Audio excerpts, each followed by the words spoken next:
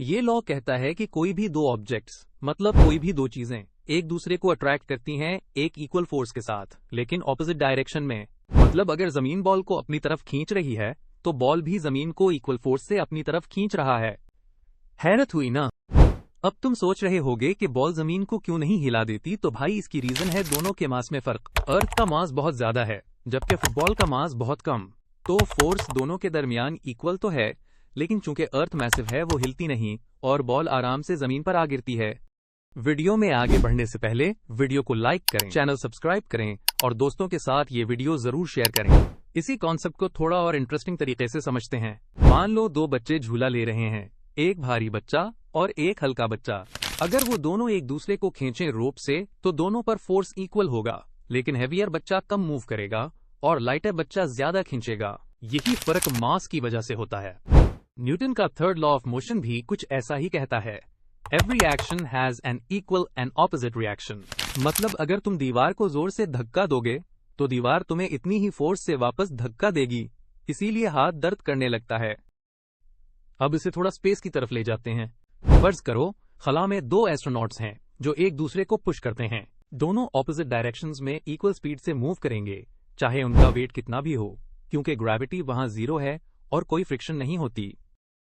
तो law of gravitation और third law of motion हमें ये सिखाते हैं कि फोर्सेस हमेशा पेयर में आती हैं और मास का फर्क ऑब्जेक्ट की मोशन पर बड़ा असर डालता है।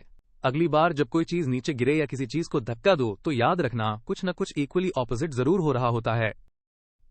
फर्ज करें आप अपने कमरे में खड़े हैं और दीवार को जोर से धक्का देते हैं। अब दीवार तो अपनी जगह हिली नहीं, लेकिन आपको पीछे की तरफ थोड़ा सा झटका जरूर लगा होगा। कभी सोचा क्यों? यही है Newton's third law of motion का कमाल। ये लॉ कहता है to every action there is always an equal and opposite reaction. मतलब अगर आप किसी चीज पर फोर्स लगाते हैं तो वो चीज भी इतनी ही फोर्स से आप पर वापस असर डालती है, बट इन ऑपोजिट डायरेक्शन। यानी अगर आप दीवार को पुश कर रहे हैं तो दीवार भी आपको इतना ही पुश कर रही है, बस डायरेक्शन उल्टी है। इसी को हम एक्शन रिएक्शन फोर्सेस कहते हैं। अब एक और एग्जांपल लेते हैं। जब रॉकेट लॉन्च होता है, रॉकेट एग्जॉस्ट गैसेस नीचे की तरफ तेजी से फेंकता है, that's the action. In gases का रॉकेट को ऊपर धकेल देना, that's the reaction.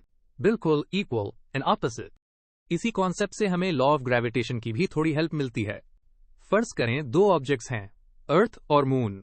Earth moon को अट्रैक्ट करता है विद फोर्स F12 और मून भी अर्थ को इसी मैग्नीट्यूड की फोर्स से अट्रैक्ट करता है, जिसे हम F21 कहते हैं। ये दोनों फोर्सेस इक्वल हैं बट इन ऑपोजिट डायरेक्शंस, तो यहाँ F12 हो गया एक्शन और F21 हो गया रिएक्शन। दोनों की मैग्नीट्यूड सेम है लेकिन डायरेक्शन ऑपोजिट, बिल्कुल न्यूटन के थर्ड लॉ के मुताबिक। और हाँ, ये सिर्फ बड़े प्लैनेट्स या स्पेस ऑब्जेक्ट्स के साथ नहीं होता। अगर आप जमीन पर खड़े हैं तो अर्थ आपको नीचे खींच रही है, ग्रेविटेशनल फोर्स, और आपके जिस्म का मास भी अर्थ को ऊपर खींच रहा है। बस फर्क सिर्फ इतना है कि अर्थ बहुत बड़ी है, इसलिए मूव नहीं करती। हमारी रोजमर्रा जिंदगी में भी ये लॉ छुपा हुआ होता है। जब आप चलते हैं तो आप जमीन को पीछे की तरफ पुश करते हैं, दैट्स एक्शन, और जमीन आपको आगे की तरफ पुश करती है, दैट्स रिएक्शन। इसी वजह से हम फॉरवर्ड मूव करते हैं। आइजक न्यूटन ने जब लॉ ऑफ ग्रेविटेशन दिया तो उसने ये बताया कि हर चीज जो मास रखती है एक दूसरी चीज को अपनी ग्रेविटी से खींचती है। यानी अर्थ चांद को अपनी तरफ पुल करती है और चांद भी अर्थ को इक्वल मगर ऑपोजिट फोर्स से खींचता है। यही बात हमें Newton's third law of motion भी बताता है। हर एक्शन का इक्वल और ऑपोजिट रिएक्शन होता है। मतलब अगर अर्थ चांद को खींच रही है तो चांद भी अर्थ को इतनी ही ताकत से वापस खींचता है। फर्क सिर्फ ये है कि इनके मासेस में फर्क है, इसलिए मूव डिफरेंटली करते हैं। अब आते हैं एक और दिलचस्प कॉन्सेप्ट की तरफ, जिसे हम कहते हैं ग्रेविटेशनल फील्ड। ये ऐसे समझो जैसे अर्थ के इर्द गिर्द एक इनविजिबल नेट फैला हुआ हो जो हर चीज को खींचने की ताकत रखता हो। इस नेट की ताकत हम मेजर करते हैं ग्रेविटेशनल फील्ड स्ट्रेंथ से, जिसे सिंबल G से दिखाते हैं। और आमतौर पर जमीन पर यह वैल्यू ऑफ G तकरीबन 10 न्यूटन पर किलोग्राम होती है। मतलब अगर आपका मास 1 किलोग्राम है तो जमीन आपको 10 न्यूटन की फोर्स से खींचेगी। सोचो अगर G ना हो तो क्या होगा? हम सब हवा में तैर रहे होते, जैसे एस्ट्रोनॉट स्पेस में करते हैं। जमीन का ये ग्रेविटेशनल फील्ड ही हमें नीचे रखता है और चीजों को जमीन की तरफ गिराने की वजह बनता है। फर्ज करो कि तुम एक बालकनी में खड़े हो और तुम्हारे हाथ में एक गेंद है। जैसे ही तुम गेंद को छोड़ते हो वो सीधी नीचे जमीन की तरफ आती है। ऐसा क्यों होता है? क्योंकि जमीन उसे अपनी तरफ खींचती है।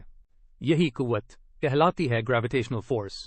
और ये सिर्फ जमीन पर ही नहीं, चांद पर, मरीख पर, बल्कि हर प्लैनेट पर मौजूद होती है। बस फर्क सिर्फ इतना होता है कि हर जगह उसकी ताकत यानी ग्रेविटेशनल फील्ड स्ट्रेंथ मुख्तलिफ होती है। जमीन की ग्रेविटेशनल फील्ड स्ट्रेंथ तकरीबन 10 न्यूटन पर किलोग्राम होती है। मतलब अगर तुम्हारा वजन 1 किलोग्राम है तो जमीन तुम्हें 10 न्यूटन की ताकत से नीचे की तरफ खींचेगी।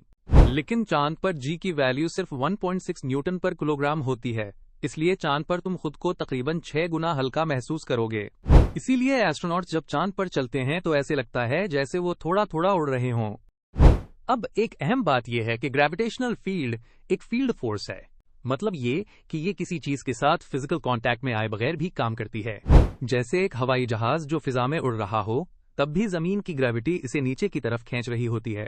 या सैटेलाइट जो खला में घूम रहे होते हैं, वो भी इस फील्ड फोर्स के असर में होते हैं। तो जब भी कोई जिस्म जमीन के करीब होता है, चाहे वो जमीन पर हो या हवा में, उस पर एक ग्रेविटेशनल फोर्स लगती है। इसी कॉन्सेप्ट से निकलता है ग्रेविटेशनल फील्ड का आइडिया, यानी एक ऐसा इलाका जहां हर मास को ग्रेविटेशनल अट्रैक्शन का सामना होता है और इसकी शिद्दत जी से मेजर की जाती है, फोर्स पर यूनिट मास। जितना ज्यादा जी होगा उतनी ज्यादा अट्रैक्शन फोर्स होगी। अच्छा, यही लॉ रॉकेट लॉन्च में भी काम करता है। रॉकेट नीचे की तरफ एग्जॉस्ट गैसेस फेंकता है, जिसके रिस्पॉन्स में रॉकेट को ऊपर धकेलने वाली इक्वल एंड ऑपोजिट फोर्स लगती है। यानी स्पेस में भी न्यूटन्स थर्ड लॉ जिंदाबाद। ये सब जानकर इंसान को अंदाजा होता है कि हमारी पूरी जिंदगी और पूरी कायनात एक उसूल पर चल रही है, cause and effect, push and pull. Question 1, Newton's law of gravitation क्या बयान करता है? इसका जवाब है equal and opposite reaction. Question 2, जमीन पर ग्रेविटेशनल फील्ड स्ट्रेंथ की अप्रॉक्सिमेट वैल्यू क्या है? इसका जवाब है 10 न्यूटन पर किलोग्राम। क्वेश्चन 3, ग्रेविटेशनल फील्ड क्या है? इसका जवाब है रीजन एक्सपीरियंसिंग ग्रेविटी।